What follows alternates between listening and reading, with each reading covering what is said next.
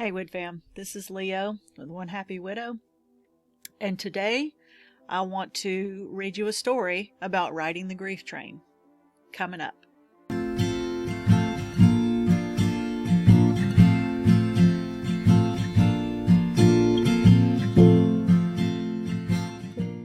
Okay, so on my Facebook group, someone posted a story, and she posted it directly in there, and it was called Riding the Grief Train.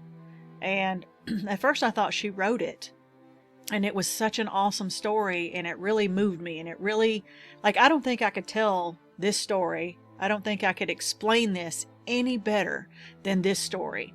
And so I asked her if I could have permission to share the story on my next YouTube video, and she said, well, I didn't write it. And I said, well, please tell me who did, because I want to find out, who it was so that I can credit them and get permission to read the story, and that way I can give credit where credit is due. But I still wanted to share this person's story and then let you know who it was that wrote it or where it came from. And she said, I really don't know. She just said she found it somewhere online, and she posted it. So I looked it up and I found a blog, and it's called griefwatch.com. And as far as I can tell, it is I don't know if the blog itself was written by Jan Warner or if the story was written by Jan Warner and posted on this blog, but I will post a link below to where the blog post that I'm reading it from. But I just wanted to read it to you and have you listen and really think about, if you are a widow or a widower, or even if you've lost someone and someone close to you has died, I think this would be a very good analogy for you to think about it. So just think about the story while I read it to you. It won't take but just a few minutes, but I really think whoever it was that wrote it did an awesome job of just writing this analogy, because I could think about, wow, that's me. Wow, that's a lot of people that I know. And if I tried to reword this or make my own little story in the same way, it just would not be as good as this. I cannot top this. And so instead of trying to make up my own, I want to read you their story. Okay, and the little note said that this was a metaphor that she wrote for a friend and wanted to share on this blog. Riding the grief train. When the grief train pulled into my station, I got on and I found a comfortable seat to snuggle into. I watched the world go by and was quite content with my unhappiness. Then I saw that other people were getting off the grief train. Some of them I never saw again and didn't know where they went. Others would get off and get back on again. We talked about the adventures they had. I began to realize that maybe my comfortable seat wasn't so comfortable anymore. Maybe I could participate in some adventures instead of just being an observer. I took my baggage with me and I got off at the very next station. I had quite a lovely time. Now I had a story to tell when I got back on the train. I was surprised when someone told me that I could leave my baggage on the train when I decided to get off. I was rather attached to my baggage. However, I decided to try it. I was given a golden receipt to reclaim it, and that reassured me. This time when I got off the train, I decided to stay off longer. I had several adventures.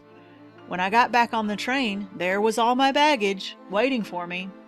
I didn't need so much of it now. The man in charge of the baggage compartment told me that there were a lot of people who loved to carry a lot of baggage, and he would give some of mine to them. And so it went. I still like to journey on the grief train. Sometimes when I look out of the window, I see wonderful memories of events that happened in the past. Sometimes when I curl up in my seat, I spend time with the people who have died. I've kept the parts of my baggage I'm not ready to let go of yet. I open it up and unpack it a little. It's lighter now. I've discovered that the people who I'm lonely for don't have to stay on the grief train. They come with me wherever I go. I like having them with me on my adventures. I had turned the grief train into a prison. It isn't. It's a way to journey to new places, especially when I'm willing to go through the open doors to see what is waiting for me. I would have rather not been a passenger at all. However, now that I am, I'm beginning to see that I'm not a desperate or helpless passenger. I'm also the person who plans the journey and makes the adventures happen. I have been given tickets to an unlimited number of places. Many colors of tickets, many sizes of tickets. It's up to me how many of them I use. How will I figure it out? Partly by talking to other people, those who are on this journey and those who are on other journeys. Partly by listening to the spirits of my beloved dead who still talk to me. Partly by listening to my own heart. Sometimes by looking at myself and the world through the eyes of those who love me instead of my own eyes. Perspectacles. There are many maps, and I have time and freedom to find the one that is right for me. Sometimes staying on track. Sometimes getting off and wandering around discovering things. Sometimes getting off with a definite plan to accomplish. All these choices are mine because I am among the living still. The more I can do here, the more I know those who have gone before me will be proud of me that I'm still learning. When you're ready to get off your own grief train, I wish you many adventures and that you find that you need less and less baggage as your journey continues. Isn't that an awesome story? Like so many lessons. It kind of has to do with my last video where I talk about looking backwards and at their past, walking backwards while moving forwards, and trying to mix what you're leaving behind, if you want to call it that, and what you're doing right now and what you're planning for the future. This is kind of a story that says basically it's okay to be on the grief train as long as you don't stay on it. Don't stay on the grief train and watch your life go by like through the window. Get off the grief train sometimes and go have some adventures and live some life in the present. And it's okay to go back and visit the grief train, but just don't stay on it. That way you don't feel like you're leaving behind your past. It's okay to visit those memories and spend some time with the memories of the people that you love. But then sometimes it's okay also to set that baggage down. Like, don't take all that baggage with you in every single adventure. It's okay to set it down for a while because it's going to be there when you come back. It's not going away.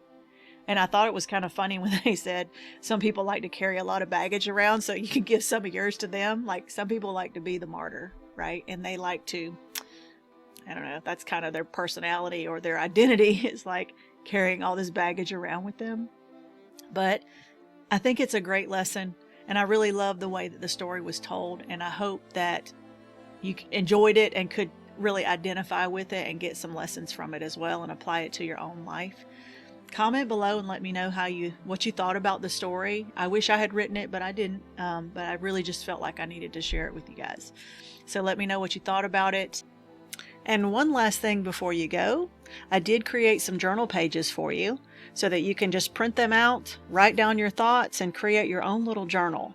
And I created them especially for you, and I want to give that to you as a free gift. So all you need to do to get those downloads is go to onehappywidow.com/journal, and you can click the button there and you can download your free pages. I hope you enjoy.